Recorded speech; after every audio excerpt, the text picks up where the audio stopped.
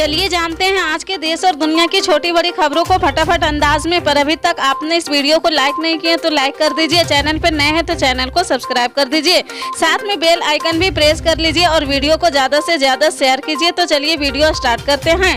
तेलंगाना के मुख्यमंत्री और तेलंगाना राष्ट्र समिति के अध्यक्ष के चंद्रशेखर राव ने केंद्र की नरेंद्र मोदी सरकार को किसानों और कृषि मुद्दे पर खुली चुनौती दी है और कहा कि जल्द से जल्द नई कृषि नीति लाओ वरना हम सत्ता से हटा देंगे। चावल खरीद के मुद्दे पर नई दिल्ली में पार्टी नेताओं के साथ विरोध प्रदर्शन कर रहे केसीआर ने कहा कि पीएम तो माफी के सौदागर है। उन्होंने कहा कि तेलंगाना कहता है कि किसान भीख नहीं मांग रहे हैं बल्कि हक मांग रहे हैं। नई कृषि नीति बनाइए नहीं तो हम हटा देंगे। केसीआर ने कहा हम इतना कमजोर नहीं है कि किसानों को गंगा में ढकेल देंगे। केंद्र पर हमलावर केसीआर ने कहा कि षड्यंत्र वाली सरकार है। उन्होंने पूछा कि सरकार के पास धन नहीं है या मोदी सरकार का मन नहीं है। उन्होंने कहा किसानों का साथ नहीं देने वाले पीएम मोदी आपको सर में आनी चाहिए। पिछले कुछ महीनों से पीएम मोदी के खिलाफ कर रहे केसीआर ने कहा कि अगर मोदी में हिम्मत है तो वो मुझे गिरफ्तार करे।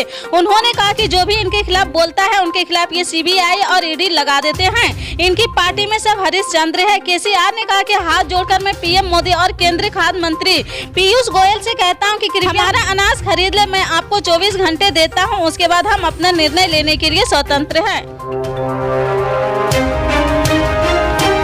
राकांपा प्रमुख व वरिष्ठ राजनेता शरद पवार ने द कश्मीर फाइल्स को लेकर बड़ा बयान दिया है। इस दौरान उन्होंने भाजपा पर भी निशाना साधा है। पवार ने कहा कि एक शख्स ने हिंदुओं पर हुए अत्याचार पर फिल्म बनाई है। इससे पता चलता है कि बहुसंख्यक हमेशा अल्पसंख्यक पर हमला करते हैं। जब मुसलमान बहुसंख्यक होता है तो हिंदू समुदाय असुरक्षित महसूस करता है। यह दुर्भाग्यपूर्ण है कि सत्ता में बैठे लोगों ने इस फिल्म का प्रचार किया है। आरोप लगाया कि धार्मिक आधार समाज की दरार पैदा करने का प्रयास किया जा रहा है। दरअसल शरद पवार अमरावती में पार्टी समर्थकों को संबोधित करते थे।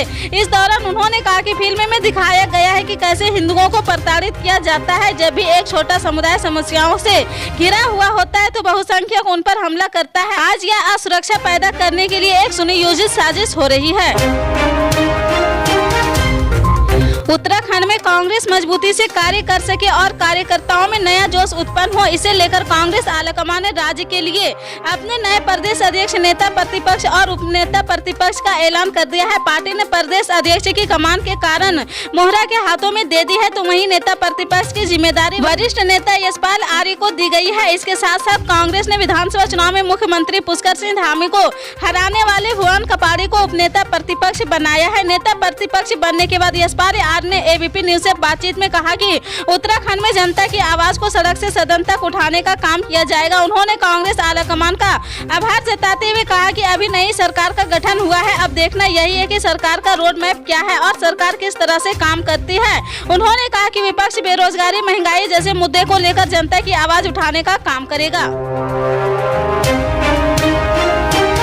मध्य प्रदेश में समस्याओं के निदान के लिए मंत्री समूहों के गठन का प्रयोग करने के लिए निर्णय लेने वाले मुख्यमंत्री शिवराज सिंह चौहान अब एक नया प्रयोग करेंगे। अब तक के इस प्रयोगों में सीएम फील्ड में आने वाली समस्याओं के निराकरण के लिए जिलाधिकारियों का ग्रुप बनाएंगे। जिलाधिकारियों का यह ग्रुप 3-4 या अधिक अफसरों को मिलाकर बनेगा जो शासन द्वारा तय की गई है कि समस्याओं के संबंध में अध्ययन कर अपनी रिपोर्ट देगा। कोरोना काल के दौरान क्राइम मैनेजमेंट कमेटी के प्रयोग को पंचायत और ग्राम स्तर पर ले जाकर देश भर में इस व्यवस्था को मॉडल के रूप में स्थापित करने वाले सीएम शिवराज अब नया प्रयोग जिलाधिकारियों के मामले में करने वाले हैं। सीएम शिवराज सिंह चौहान ने कहा कि वे जिलों में काम करने वाले हैं। जिलाधिकारियों के समक्ष मैदानी स्तर पर आ रही समस्याओं के समाधान के लिए जिलाधिकारियों के समूह बनाएंगे। यह समूह समस्या का विश्लेषण और उसके समाधान संबंधी सुझावों पर वर्चुअली प्रेजेंटेशन देंगे। सीएम शिवराज सिंह चौहान ने इस व्यवस्था पर अगले माह होने वाली कलेक्टर कमिश्नर कॉन्फ्रेंस में चर्चा करने के संकेत दिए हैं। जिलाधिकारियों के नवाचार और बेस्ट प्रैक्टिसेस की ओर से अधिक ध्यान देकर सरकार को प्रेजेंटेशन भी देने होंगे।